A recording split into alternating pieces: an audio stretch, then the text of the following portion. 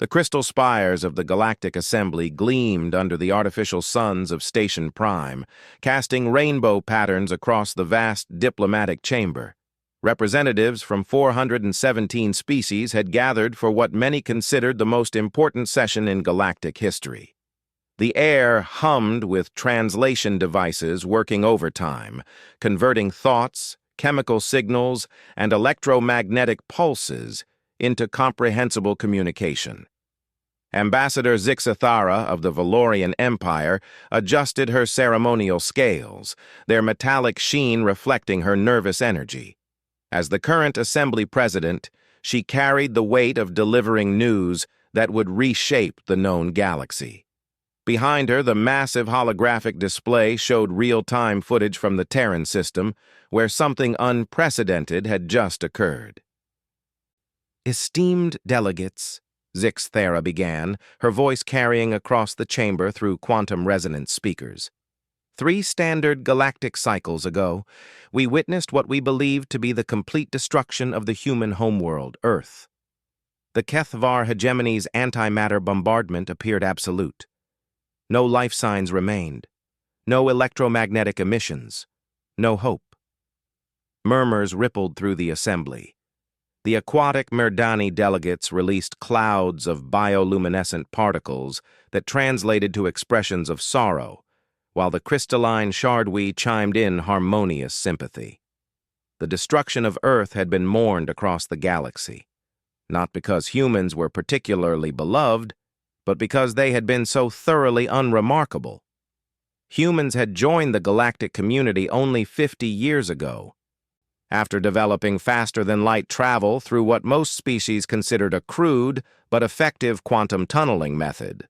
They possessed no extraordinary psychic abilities like the Telnari, no perfect memory matrices like the Archivanal, and no natural bioweapons like the Vextic swarms.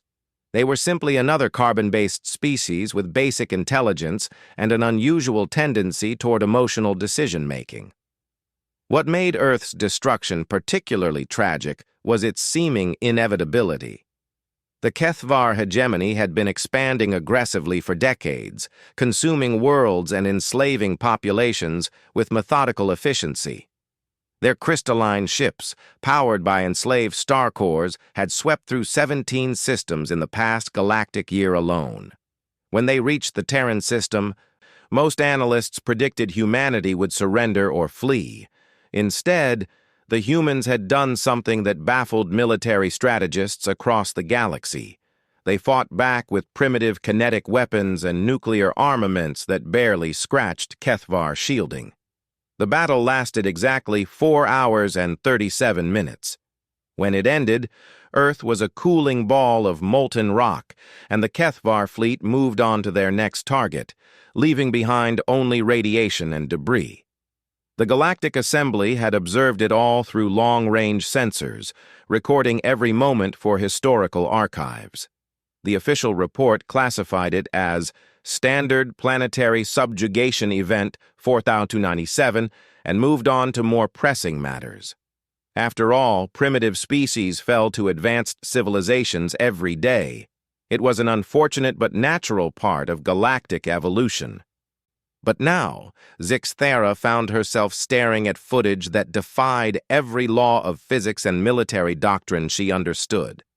"What you are about to witness," she continued, her scales shifting to deeper blue patterns that indicated profound confusion, occurred 47 hours ago in the Kethvar home system of Vorthgan. I must warn you that some of these images may be disturbing to species with delicate sensory organs.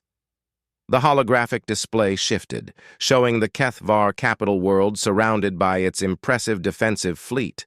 700 warships orbited the planet in perfect formation, their crystalline hulls gleaming with captured starlight. Massive space stations dotted the system, each one a fortress capable of withstanding conventional assault fleets. At the system's heart, the Kethvar had enslaved their own star, wrapping it in quantum chains that fed energy directly into their civilization. The scene appeared peaceful, routine even. The Kethvar had ruled this system for over 3,000 years, and their defenses had never been seriously challenged. Long-range sensors showed normal traffic patterns, with cargo vessels moving between stations and patrol ships maintaining their eternal vigil. Then something appeared at the edge of the system. At first, it registered as a single contact on sensors, moving at just below light speed. The HFY outer perimeter stations detected it easily, their automated systems marking it as an unknown vessel requiring identification. Standard protocol demanded that unidentified ships be challenged at 20 astronomical units from any inhabited world. The single ship ignored all hails and continued on its trajectory toward the capital world. HFY patrol vessels moved to intercept, their weapons charging with crystalline energy that could melt through meter-thick armor plating.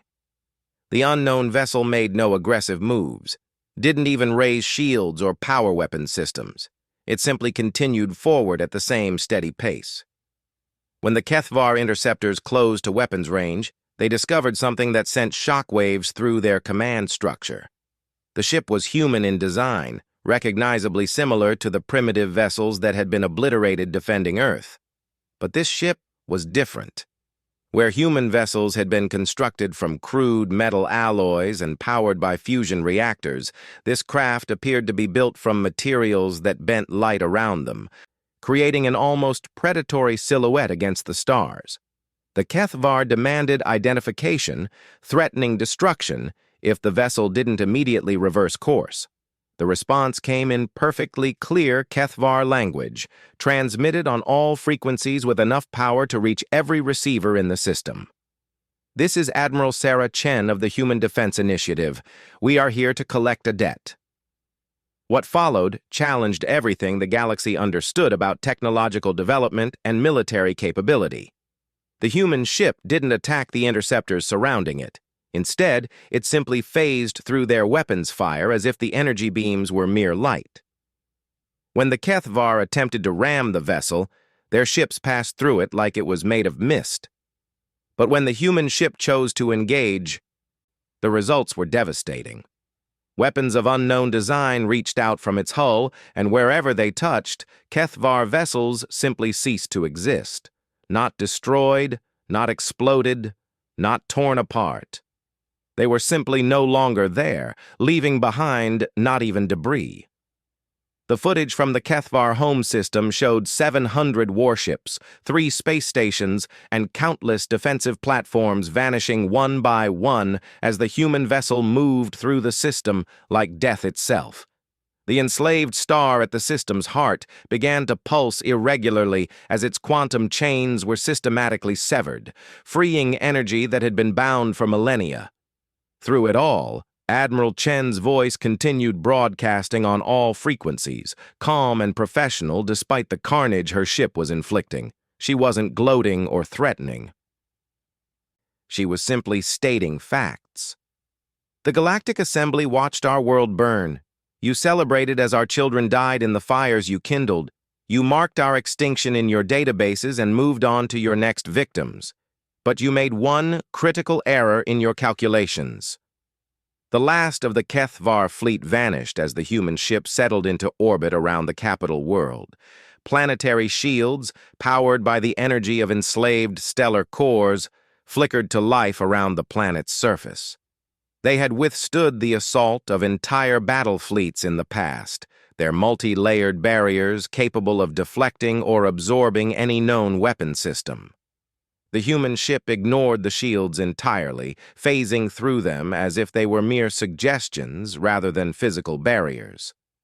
On the planet's surface, HFY military commanders scrambled to organize a response, but their ground-based weapons proved as ineffective as their space fleet had been.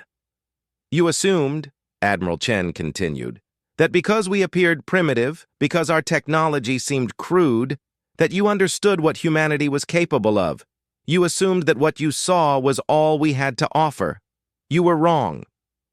The human ship settled over the HFY capital city, a sprawling metropolis of crystal spires and quantum resonance chambers that had stood for over 1,000 years.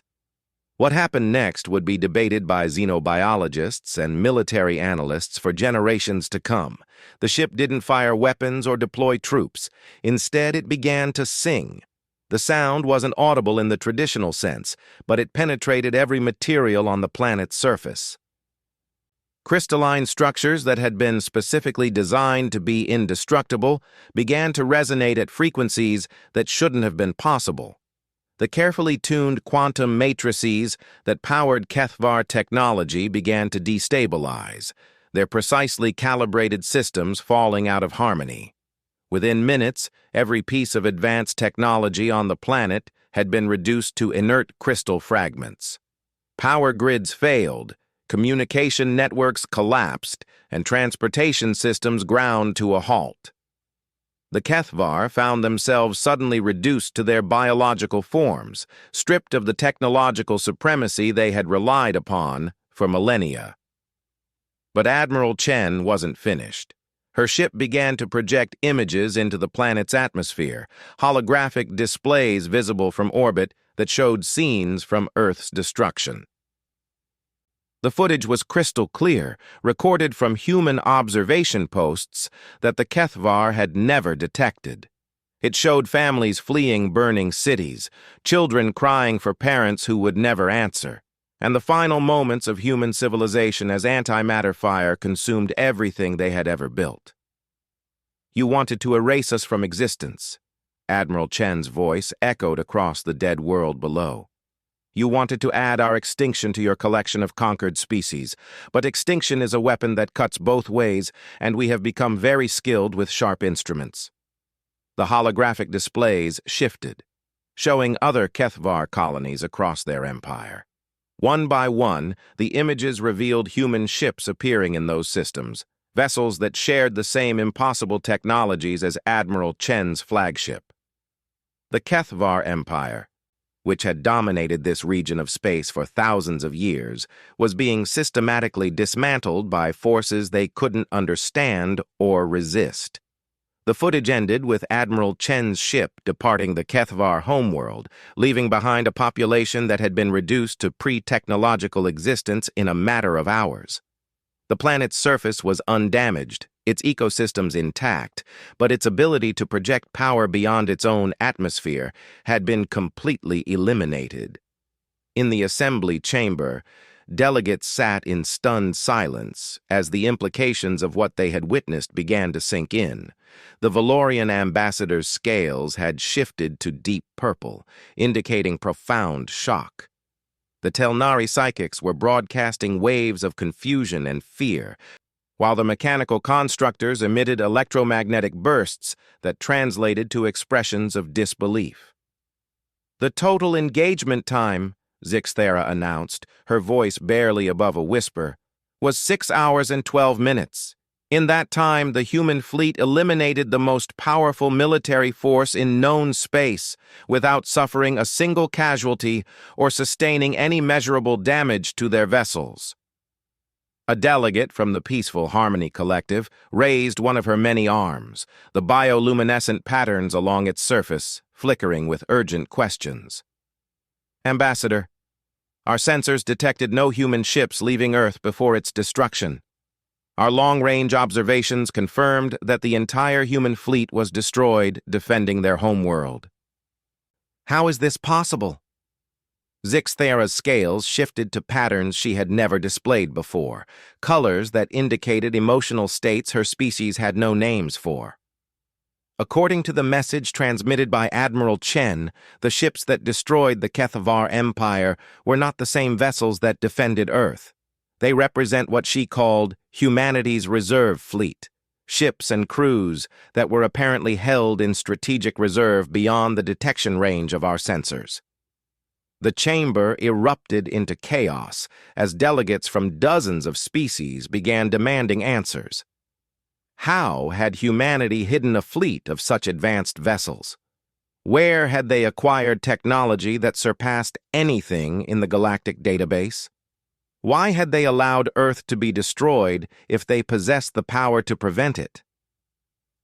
But perhaps the most disturbing question was the one that Zixthera posed as she called for order in the chamber. Esteemed delegates, we must now confront a possibility that challenges our fundamental understanding of galactic civilization. What if humanity's apparent primitiveness was not a sign of their limitations, but rather a deliberate misdirection? What if everything we thought we knew about this species was exactly what they wanted us to believe? The emergency session of the Galactic Assembly had been in continuous deliberation for 72 hours, but no amount of debate could explain what the galaxy was witnessing. Reports flooded in from across known space, each one more disturbing than the last. Human ships were appearing in every system that had ever shown hostility toward Earth, and their methods of retaliation defied everything science claimed to understand about the universe. Ambassador Kretal of the Azurian Confederacy stood before the central podium, his crystalline body refracting the chamber's lights into patterns that conveyed deep unease. As head of the Assembly's Intelligence Division, he had spent the past 3 days reviewing sensor data, communication intercepts, and eyewitness accounts from across 37 star systems. What he had discovered challenged not only their understanding of humanity, but their assumptions about the nature of advanced civilization itself. Distinguished representatives, Kretal began, his voice harmonizing in frequencies that automatically translated to every species present. Our initial assessment of the HFY incident as an isolated event of human vengeance has proven catastrophically inadequate. What we are observing is not random retaliation, but a carefully coordinated military operation spanning the entire galactic arm. The massive holographic display behind him showed a 3-dimensional map of local space, with thousands of star systems represented as points of light. Red markers indicated locations where human ships had been detected, and the pattern that emerged was both elegant and terrifying.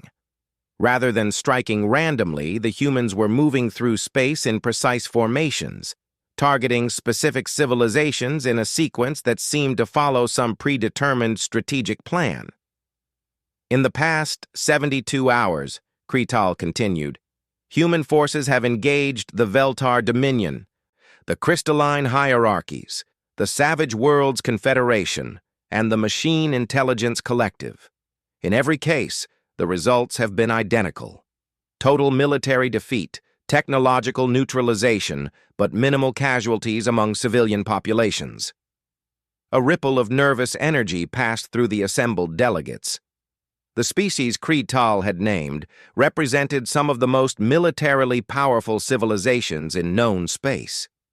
The Veltar Dominion alone controlled over 200 star systems and maintained a battle fleet that had never known defeat. The Machine Intelligence Collective possessed computational abilities that allowed them to process tactical scenarios millions of times faster than biological minds could comprehend. Yet according to the reports streaming into Assembly headquarters, each of these mighty civilizations had been reduced to planetary isolation in a matter of hours.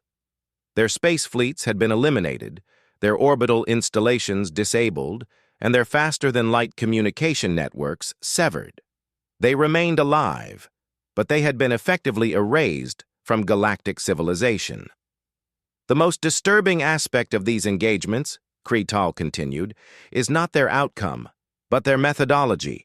Human forces are not simply defeating our most advanced militaries. They are demonstrating technological capabilities that appear to violate fundamental physical laws. The holographic display shifted to show footage from the Veltar engagement, recorded by automated observation stations that the humans had apparently chosen not to destroy. The Veltar home system contained 4 inhabited worlds, each protected by orbital defense grids that had been refined over centuries of warfare. The stations were positioned in overlapping fields of fire, their quantum disruption cannons capable of tearing apart space-time itself in localized areas. When the human ships arrived, they did something that left xenophysicists across the galaxy scrambling to recalibrate their theories. Rather than engaging the defense stations directly, they simply rewrote the fundamental forces operating within the system. The footage showed Veltar weapons firing normally, their energy beams reaching out toward human targets with devastating force. But instead of impacting the human ships, the energy seemed to curve around them, following trajectories that defied orbital mechanics. Gravity wells appeared and disappeared at random locations, causing Veltar vessels to suddenly find themselves pulled into collision courses with their own installations.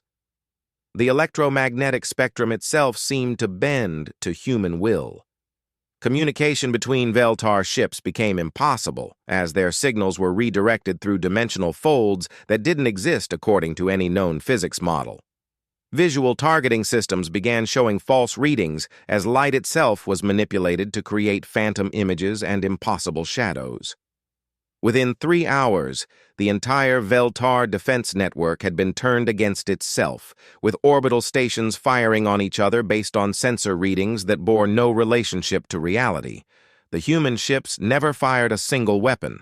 They simply made it impossible for their enemies to function in normal space-time. "The humans," Kretal announced, his crystalline structure shifting to colors that indicated profound fear, "appear to have gained the ability to manipulate fundamental forces at a level that our science insists is impossible. They are not using advanced weapons or superior technology. They are rewriting the rules of physics in localized areas of space." A delegate from the aquatic Merdani civilization released a cloud of bioluminescent particles that translated to urgent questioning. Her voice, carried by sonic resonance through specialized speakers, reached every corner of the chamber. "Intelligence Director, our scientific academies have analyzed the footage you've shown us. Our physicists insist that the manipulations you describe would require energy expenditures equivalent to the total output of an entire star. How are the humans powering such capabilities?" Kretal's body darkened to deep blue patterns that conveyed uncertainty. "That is perhaps the most troubling aspect of these encounters. Our sensors detect no unusual energy signatures from human vessels, no exotic matter reactions, no dimensional taps, no stellar cores being consumed for power. According to every measurement we can take, human ships are operating within normal parameters while simultaneously performing acts that should be impossible. The implications hung in the air like a toxic cloud. If humans could manipulate fundamental forces without detectable energy expenditure, then every assumption about technological development and military capability was wrong. The careful balance of power that had maintained galactic peace for centuries was based on the understanding that greater military capability required proportionally greater resources. Civilizations with more advanced weapons needed more energy to power them, creating natural limits on expansion and aggression. But if humans could achieve unlimited power without detectable resource consumption, then the entire foundation of galactic civilization was built on false assumptions. A delegate from the Machine Intelligence Collective projected his consciousness into the chamber's central communication matrix, his synthetic voice carrying undertones of computational anxiety. "Director Kretal, our analysis suggests an alternative explanation that may be even more disturbing than unlimited power generation. We believe the humans are not violating physics, but rather operating according to physical laws that we have not yet discovered." The chamber fell silent as the implications of this statement registered. Advanced civilizations prided themselves on their understanding of universal constants. The laws of physics were considered absolute, unchanging principles that governed all matter and energy in the universe. The suggestion that humans might understand aspects of reality that had escaped detection by millions of years of combined scientific research was almost incomprehensible. "Please elaborate," Zixthera requested, her scales shifting to patterns that indicated she was preparing to hear information she wouldn't want to accept. The machine consciousness paused for several computational cycles before responding. "Our analysis of human combat footage reveals patterns consistent with quantum manipulation at a macro level. They appear to be treating large-scale objects and energy fields as quantum particles, applying uncertainty principles and probability manipulation to military targets. If this assessment is correct, then human understanding of quantum mechanics has advanced far beyond anything achieved by other galactic civilizations. Another delegate, this one from the gas giant dwelling atmospheric collective, released a pressure wave that conveyed skepticism. Machine Intelligence Collective, you speak of quantum manipulation as if it were a simple technological advancement. Quantum effects at macro scales require precisely controlled environmental conditions and enormous energy expenditures. The idea that humans could apply such principles in the chaotic environment of space combat is fantasy. Perhaps, the machine consciousness replied, but consider this possibility. What if humans evolved in an environment that naturally exposed them to quantum effects at macro scales? What if their homeworld, Earth, possessed unique characteristics that made quantum manipulation as natural to them as electromagnetic manipulation is to our crystalline allies? The question sent ripples of unease through the chamber. Every species had evolved in environments that shaped their natural abilities and technological development. The crystalline Shardwi could manipulate electromagnetic fields because their homeworld's magnetic field fluctuated dramatically. The gas-dwelling atmospheric collective had developed pressure manipulation abilities because their planet's atmosphere constantly shifted between different density layers. If Earth had possessed some unique characteristic that exposed humans to macro-quantum effects throughout their evolutionary development, then their current abilities might represent not advanced technology, but natural evolutionary adaptation. But this theory raised even more troubling questions. If quantum manipulation was a natural human ability, why had they seemed so primitive when they first made contact with galactic civilization? Why had they used crude kinetic weapons and fusion reactors instead of demonstrating their true capabilities? The answer came from an unexpected source. Deep within the Assembly's archives, an artificial intelligence that had been quietly analyzing communication intercepts for the past 72 hours requested permission to address the gathered delegates. The Archive Null Collective, which had maintained perfect records of every galactic event for the past 10,000 years, had discovered something in their historical databases. The voice that emerged from the archive speakers was ancient and measured, carrying the weight of millennia of accumulated knowledge. Esteemed representatives, our analysis of human communication patterns has revealed information that fundamentally changes our understanding of their species and their recent actions.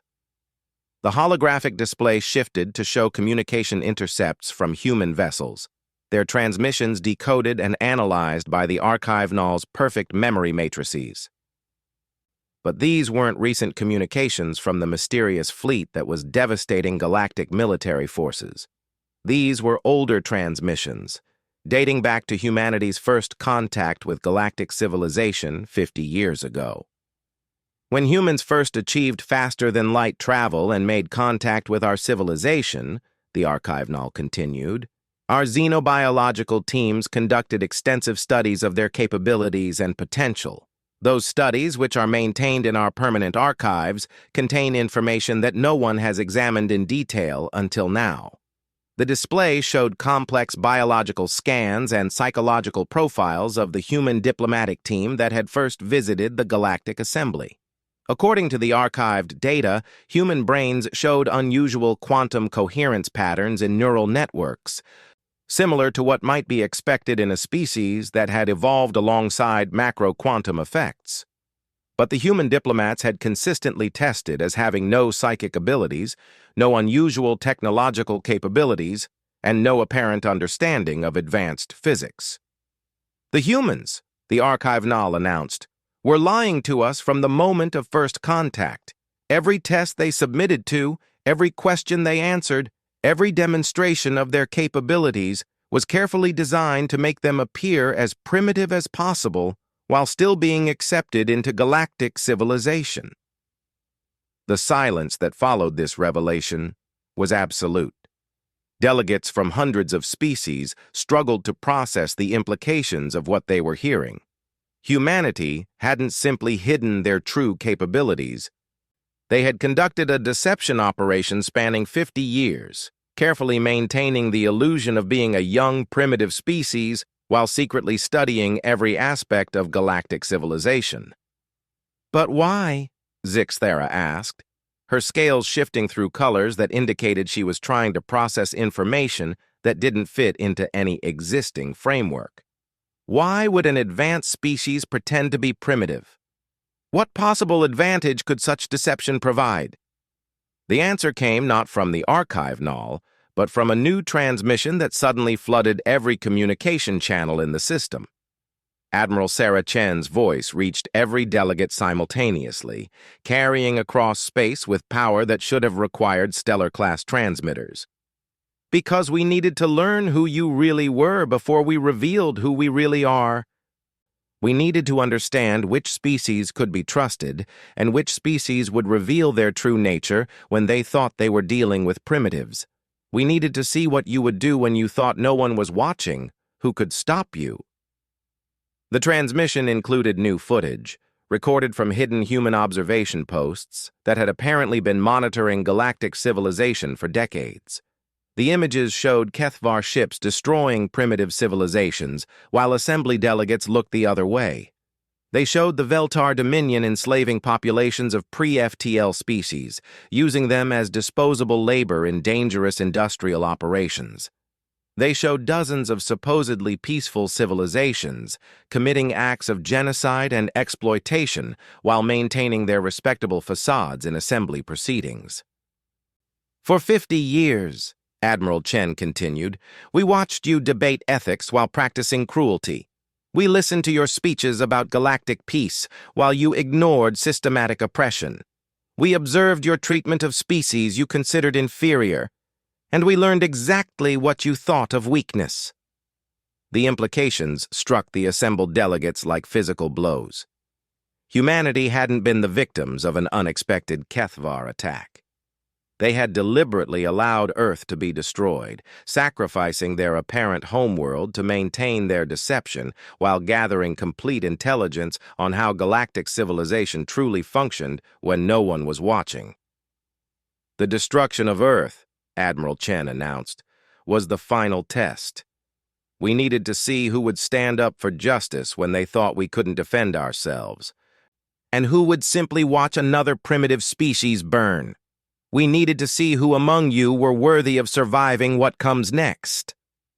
The transmission ended, leaving the assembly chamber in chaos, as delegates realized that everything they thought they knew about humanity, about galactic civilization, and about their own place in the universe had been carefully orchestrated by minds that had been watching and judging them for half a century. The emergency council chamber, deep within Station Prime, had never hosted a gathering like this one. In the 36 hours since Admiral Chen's revelation, the very structure of galactic civilization had begun to collapse. Trade networks were failing as species withdrew into defensive postures. Diplomatic channels were flooding with demands for explanation and protection. And panic was spreading through star systems that had enjoyed peaceful coexistence for centuries. Ambassador Zixthera stood before a smaller gathering of representatives, only those species that the Emergency Council had deemed potentially trustworthy enough for what might be their final diplomatic effort. The irony wasn't lost on her that they were now trying to determine trustworthiness using criteria they didn't understand, applied by judges who had revealed themselves to be far more dangerous than anyone had imagined.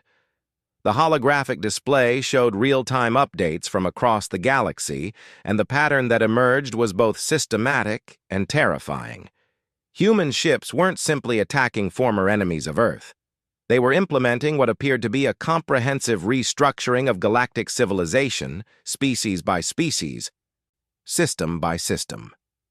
"The situation reports," Zixthera began, her scales displaying colors that had never appeared in Valorian diplomatic history. indicate that humanity is not conducting a war of vengeance, but rather a carefully planned transformation of our entire civilization. They are not destroying species, but rather evaluating them according to criteria we are only beginning to understand. The evidence was undeniable. Species that had shown kindness to Earth during their 50 years of contact remained untouched, their communications networks intact, and their military forces unharmed. The Peaceful Harmony Collective had even received offers of technological assistance, with human ships delivering advanced medical supplies and offering to share knowledge about quantum healing techniques. But species that had exploited primitive civilizations, ignored calls for help from weaker neighbors, or supported aggressive expansion were finding themselves systematically isolated. Their faster-than-light capabilities were being neutralized, their weapons systems disabled, and their ability to project power beyond their home systems eliminated. "They are not trying to rule us," announced Dr. Veltara from the Empathic Healers Guild, one of the few individuals in the chamber who seemed to understand what humanity was attempting. "They are trying to reform us. Every action they have taken has been designed to reduce our capacity for harm while preserving our capacity for growth." The observation was accurate, but it raised questions that none of the assembled delegates were prepared to confront. If humanity possessed the power to reshape galactic civilization at will, then every species in known space existed only because humans chose to allow it. The balance of power wasn't just shifted, it was revealed to have been an illusion all along. A new transmission reached the chamber, but this time it wasn't broadcast across all frequencies. Admiral Chen's voice came through diplomatic channels, directed specifically to the Emergency Council and carrying undertones that suggested humanity was finally ready to reveal their true intentions. "Esteemed delegates, we apologize for the dramatic nature of recent events, but subtlety has proven ineffective in addressing the systemic problems we have observed in galactic civilization. We are transmitting coordinates for a meeting location where we can discuss the future of our shared galaxy. You have 48 hours to consider whether you wish to participate in building something better or whether you prefer to remain isolated within your current systems." The coordinates led to a star system that didn't exist in any galactic database, located in a region of space that had been marked as empty for thousands of years. Long-range sensors detected massive artificial structures orbiting a star that seemed to burn with impossible stability. Its nuclear fusion perfectly controlled and optimized for energy production. Ambassador Zixathara found herself facing the most important decision in Valorian history. The Emergency Council could choose to attend humanity's gathering and potentially learn the truth about the universe, or they could retreat to their home systems and accept permanent isolation from whatever new civilization humanity was constructing. The debate that followed revealed deep divisions not only between species, but within species themselves.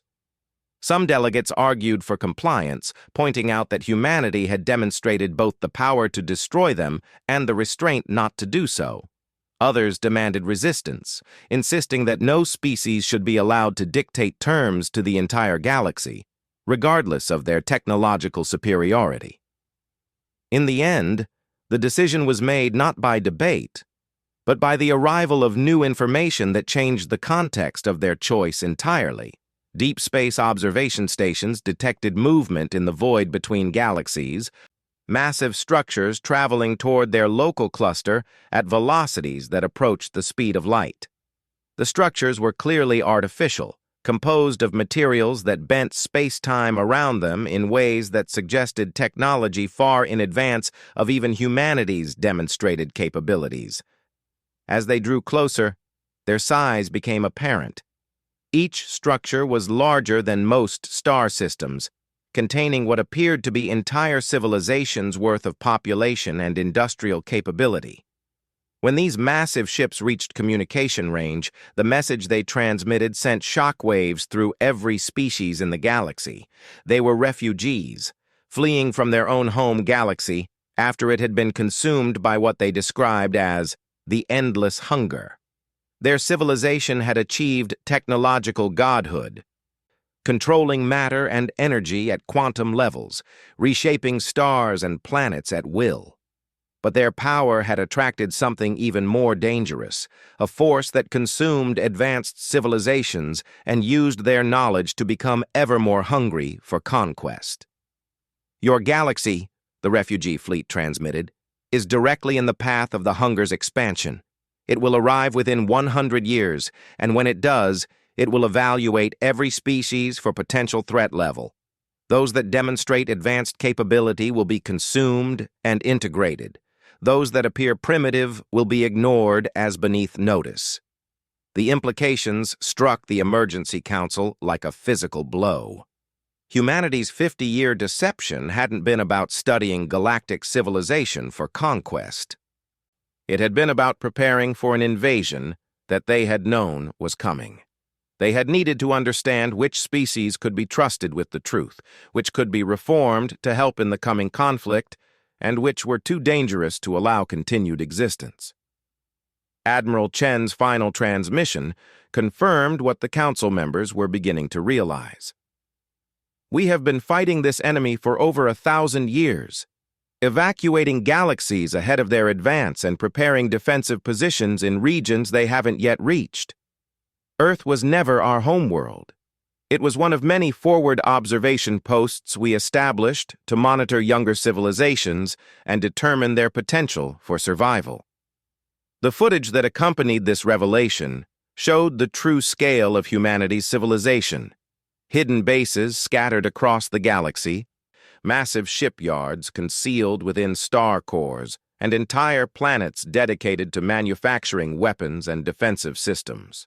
The primitive humans who had made first contact 50 years ago were revealed to be volunteers, members of a military intelligence operation that had sacrificed their apparent lives to maintain operational security. "The test wasn't whether you would save us from the Kethvar," Admiral Chen continued. "The test was whether you could be trusted with the knowledge of what's coming. Species that prey on the weak cannot be allowed to survive the hunger's arrival because they will inevitably betray any defensive coalition to save themselves. Species that ignore suffering in others will not sacrifice for the common good when the final battle arrives." The Emergency Council found themselves facing a choice that transcended politics and diplomacy. They could accept humanity's guidance in preparing for an invasion that none of their species had the technology to resist alone, or they could maintain their independence until the hunger arrived to devour them all. But perhaps the most disturbing revelation came in Admiral Chen's final words, transmitted as human ships began appearing around every inhabited system in the galaxy.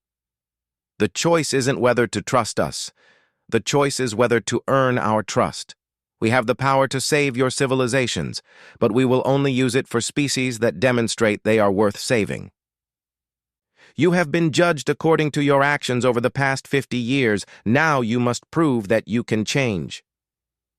The holographic displays around the chamber showed human ships taking position around every inhabited world in the galaxy, their impossible weapons trained not outward toward potential invaders, but inward toward the planets they claimed to be protecting. The message was clear without being spoken. Humanity would defend the galaxy from the coming hunger, but only if galactic civilization transformed itself into something worthy of defense. As the council members stared at the screens, showing their world surrounded by guardians who might equally be executioners, they realized that the age of independent galactic civilizations was ending. What remained to be determined was whether what replaced it would be better or worse than what they had lost. The final transmission from Admiral Chen carried a single additional piece of information that put everything into perspective. The hunger will arrive in 93 years, 4 months, and 16 days. We have that long to prepare defenses and train defenders. We have that long to transform your civilizations into something capable of surviving what's coming. We have that long to decide which of your species will see the sunrise after the final battle. The emergency council session ended with no formal decision, because there was no decision left to make. Humanity had already decided for them, and now they would all learn whether the galaxy they had built was worthy of preservation or whether it would need to be remade entirely before it could face the darkness between the stars. The transformation of galactic civilization had begun, not with conquest or negotiation, but with the simple recognition that some tests can only be passed by those who don't realize they're being tested. The humans had watched and judged, and now the galaxy would discover whether their verdict would lead to salvation or to something entirely beyond their current understanding of survival.